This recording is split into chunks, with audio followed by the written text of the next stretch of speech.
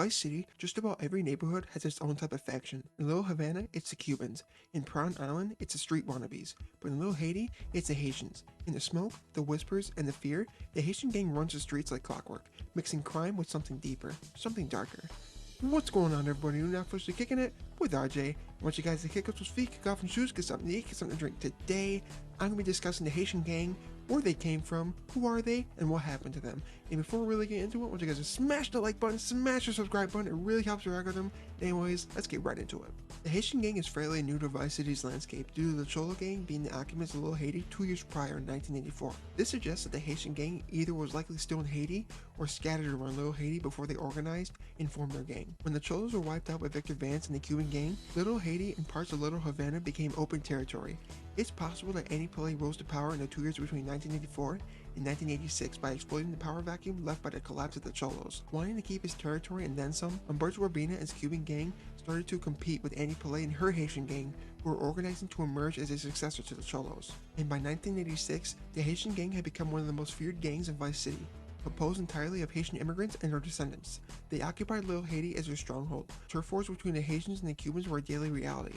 Short, brutal firefights erupting in the streets, often leaving casualties scattered across the border between Little Haiti and Little Havana. While not as financially dominant or as organized as the Cubans and Vice City's major drug barons, the Haitians represented something unique, a mix of criminal enterprise and spiritual identity. Their reputation extended beyond bullets and drugs. They were whispered about for their occult practices and the influence of their matriarchal leader, Auntie Poulet.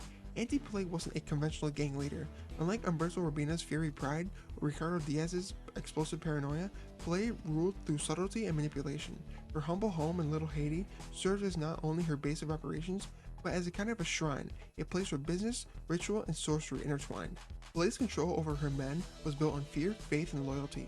The Haitians revered her not as just a boss, but as a priestess, someone who could intercede with spirits, bring curses upon enemies, and bless their criminal endeavors. Even with Tommy Vercetti, a hardened outsider, fell under her influence through the use of mind-altering substances, suggesting that Poulet's command extended to psychological warfare. Though the Haitians were often viewed as a street-level gang, they were clearly on the rise by 1986. Their drug factory in Little Haiti was a major operation, producing cocaine and other narcotics locally. Unlike the Cubans, who were primarily distributing shipments received from the Diaz gang, this independence made the Haitians dangerous. They weren't dependent on Diaz or later Tommy Vercetti's supply chains. The gang war is escalated to new heights by Tommy Vercetti with the guide of real estate developer Avery Carrington, where Tommy then disguises himself as a Cuban gang member and kills a new Haitian gang lord at the previous gang lord's funeral. The war is escalated basically just to tumble real estate prices so Avery can swoop in and buy up as much real estate as he can. This is something that Donald Love takes note of. Tommy then starts working for the Cubans and deals blows for the Haitians, such as raiding their drug manufacturing factory, killing any Haitian member in his way, and steals a van full of drugs. Then, Tommy and Rico interrupt a drug deal between the Haitians and the street wannabes. Rico is then killed, and Tommy shoots his way out and delivers the drugs and the money from the deal to Umberto. Tommy then gets a call from Auntie Poulet, letting him know that he is being talked about in Little Haiti and invites him to her shack for some quote-unquote stew. Tommy, enough dead man been chatting about you, my dear. Thought you might need something to make you feel better, so Auntie Poulet make you some stew, eh? Come and check my kitchen sometime, okay, Tommy? Tommy then goes and has said stew, and is unknowingly drugged with mind-altering drugs. Tommy then does a few jobs for Auntie Poulet, such as collecting drugs from various spots in Little Haiti while attracting lots of heat and bringing him back all to her shack. Then, she has Tommy use an RC plane to destroy Cuban trafficking boats to try and cripple their smuggling operation. Then, Tommy seeming more and more delirious every visit, Auntie Poulet then gives Tommy a sniper rifle and has him snipe Cubans during a rumble between the Haitian gang and the Cuban gang. These are all done from afar, so Tommy isn't recognized with the Cuban gang. After all this, Auntie Poulet doesn't need Tommy anymore, likely due to her drugs wearing off of Tommy at that point. Tommy, why you coming back here, fee?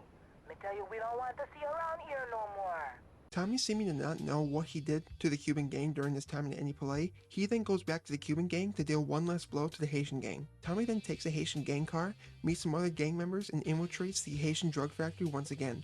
But rather than stealing a shipment full of drugs, Tommy blows up the entire factory, thus weakening the Haitian gang heavily. While it's never explicitly confirmed what became of the Haitian gang, the destruction of the drug factory likely crippled their operations and forced them into obscurity by the late 80s. However, they are still seen heavily in Little Haiti after this, and it's unlikely that Auntie Poulet herself was killed.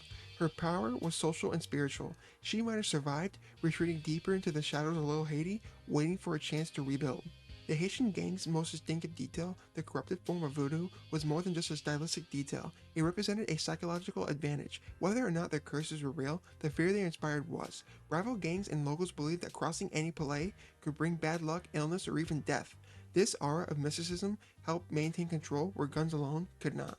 It also hints at a deeper duality within Poulet herself. Part spiritual leader, part manipulator, her use of mind-altering substances to control Tommy mirrors the same psychological control she likely exerted over her own followers. In many ways, Poulet's power wasn't just criminal, it was cultural. She blended the old world beliefs of Haiti with the ruthless capitalism of Vice City's underworld. Poulet's influence and her network could have extended beyond the city's borders. Now, why did Tommy work with Auntie Poulet and the Haitians against the Cubans in their war?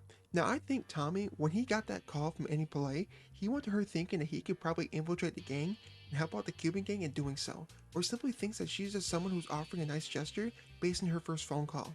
But this backfires due to Tommy drinking Auntie Poulet's special tea that drugs him and warps his mind to have him do her bidding in the gang war, and continues to do this until she doesn't need him anymore. Tommy, who isn't anything like Claude, at least when it comes to loyalty, wouldn't play both gangs against each other, like Claude did with the Yardis and the Diablos, or even the Yakuza and the Colombian Cartel. He seemed to really like Umberto and his gang, and Tommy just doesn't seem like the guy who played both sides, because honestly, what does he have to gain from that? And with Tommy wanting to run Vice City, he'll need all the affiliations he needs, so with the Cubans gaining a good ground in a war, will do Tommy well. And Tommy seemed to get along with Umberto, his father, and his crew, rather than the Haitians who pretty much just used Tommy. By the time Tommy establishes himself as Vice City's new kingpin, the Haitian gang has been effectively weakened heavily, but their presence lingers. Little Haiti remains a scarred and haunted neighborhood, full of graffiti, whispers, and remnants of the former potential of the Haitian gang. So what happens to the Haitian gang after 1986? They likely shift from production to survival, reverting to smaller-scale street crimes such as robberies, thefts, and extortion. They still maintain their influence through community fear and Poulet's mystique, but in other words, the Haitians lose their empire but keep their territory. They become less of a rising power and more of a localized insular force in Little Haiti.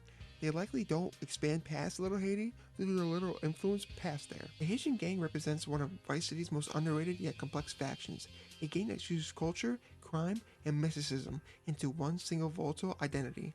They were more than just street thugs. They were true believers, soldiers of both profit and prophecy. In a city built on greed and betrayal, Auntie Poulet's Haitians stand as a reminder that power in Vice City wasn't always about money. Sometimes it was about faith. Alright guys, that is going to be it for this video. I hope you guys enjoyed this video. I really enjoyed making this video. The Haitian gang has always been a little bit of a favorite of mine when it comes to like enemy gangs in GTA. Because like you don't really hear much about them in any other games. Like they are completely wiped when it comes to like other games like San Andreas, Liberty City Stories, or even Vice City Stories. You don't hear anything about them other than Vice City.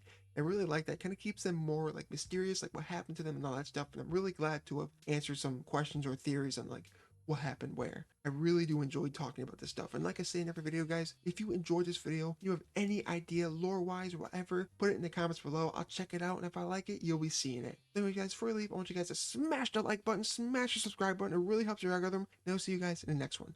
Take care now. Bye.